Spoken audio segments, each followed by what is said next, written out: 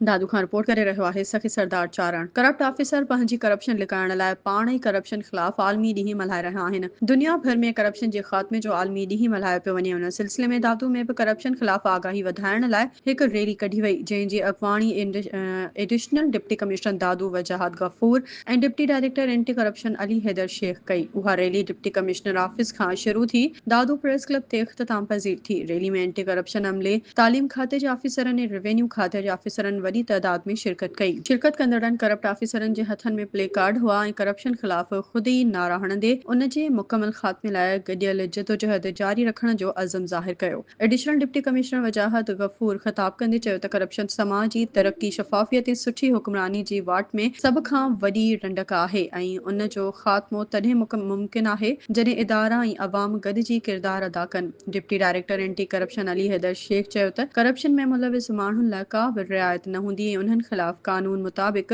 सख़्त कार्रवाई कई वेंदी। हुन ज़ोर ॾेई चयो त करप्शन ख़िलाफ़ अवामी शऊर वधाइण वक़्त जी अहम ज़रूरत आहे। रैली में शिरकत कंदड़नि ईमानदारी खे समाज जी बुनियादी क़दर करार ॾींदे चयो त समाज जे सुधार लाइ नौजवान नस्ल खे अॻिते वधिणो पवंदो। ऑफिसरनि जो चवणु हो त अहिड़ियूं आगाही रैलियूं शहरनि में हौसला अफ़ज़ाई पैदा कनि थियूं ऐं सुठी हुक्मरानी लाइ अहम क़दम साबित थियनि थियूं।